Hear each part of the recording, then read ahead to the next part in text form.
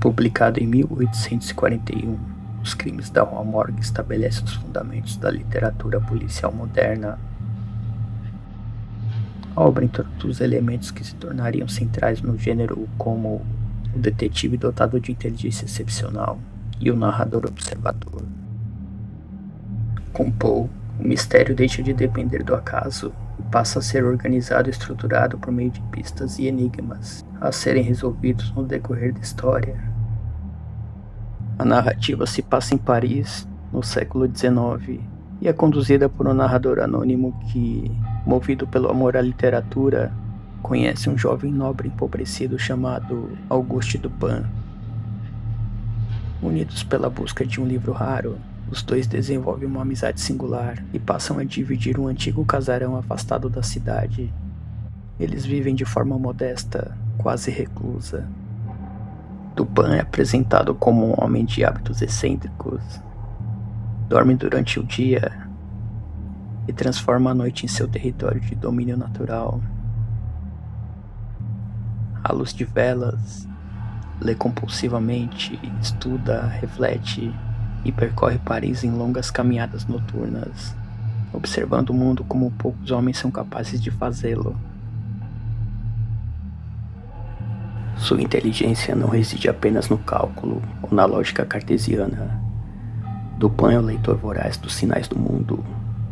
Observa as mínimas inflexões do comportamento humano, decifra gestos involuntários, percebe intenções ocultas, decifra nos rostos aquilo que as palavras não ousam dizer.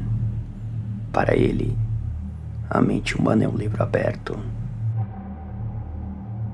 Nas entrelinhas, é posto que a razão pura não basta para captar as nuances do cotidiano. Por isso, recorre às analogias dos jogos, xadrez, damas e cartas.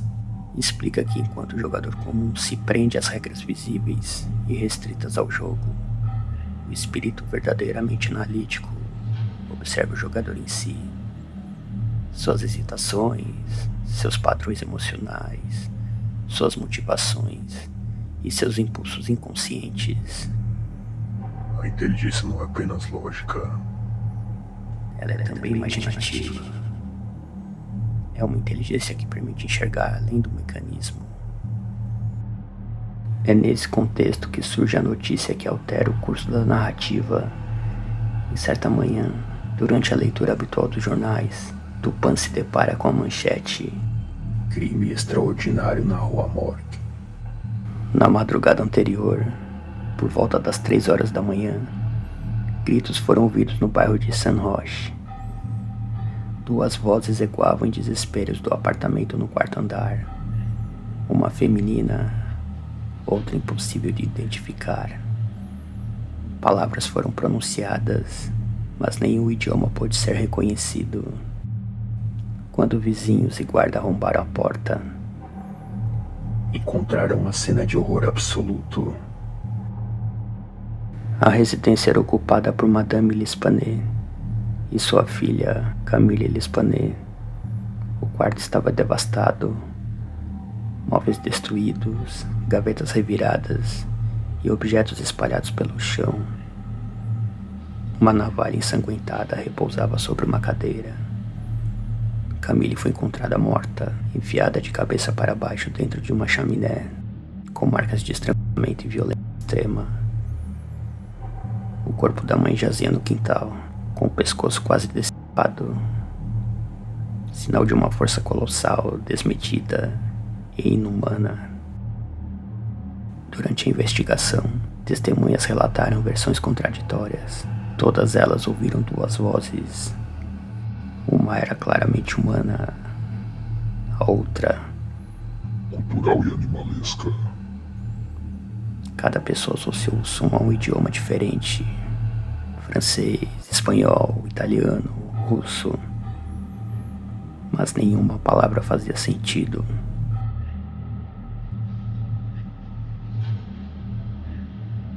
Entre indícios e provas coletadas, surgiram detalhes perturbadores. Fios de cabelo que não pertenciam a nenhum ser humano e uma fita com nó típico de marinheiro.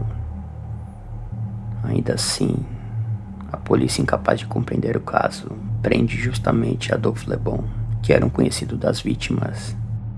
E é diante desse fracasso que Dupin decide intervir voluntariamente. Ao analisar o caso, ele critica o método policial, afirmando que a busca por explicações excessivamente profundas muitas vezes obscurece o óbvio. Utiliza então a metáfora das estrelas. Olhar demais para o alto pode nos impedir de enxergar aquilo que está diante de nossos olhos. Nem todo mistério exige profundidade. Alguns exigem apenas clareza. Juntando as pistas, a partir da força descomunal, da ausência de motivação humana, da natureza da voz e dos vestígios encontrados, Dupin chega à conclusão impensável: o assassino não era um homem. Era um animal. Tratava-se de um orangotango, capturado por um marinheiro e mantido escondido em sua residência. Em uma noite, o animal escapou do cativeiro, apoderou-se de uma navalha e passou a imitar de forma mecânica os gestos de barbear que vira seu dono realizar diante do espelho. Ao ser surpreendido pelo marinheiro, entrou em estado de pânico e fugiu pela janela. Na tentativa desesperada de escapar, acabou tendo acesso ao apartamento das senhoras, onde sua força brutal e sua imitação cega dos atos humanos deram origem à tragédia.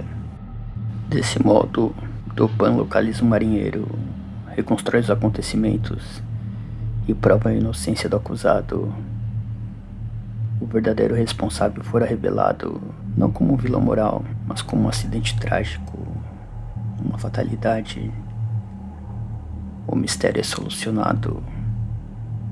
Caso encerrado. O impacto de Os Crimes na Rua Morgue vai muito além da sua narrativa.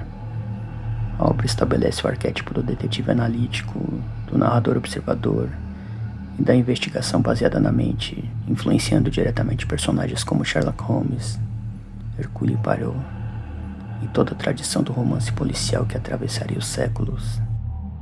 No século XIX, o conto causou fascínio e estranhamento. Edgar Allan Poe rompeu com a lógica moral da época ao apresentar um crime sem pecado, sem intenção consciente e sem punição divina. O mal não nasce da alma corrompida, mas de um caso insólito. Ao final, a obra nos deixa uma lição. A razão é indispensável, porém é limitada. A imaginação, quando guiada pela lucidez, amplia horizontes. Nem sempre compreender exige mergulhos abissais. Às vezes, a verdade está diante de nós, esperando apenas que saibamos vê-la. Se você gostou do conteúdo desse vídeo, não esqueça de curtir, compartilhar e seguir o canal. Desde já, muito obrigado por assistir. Até mais.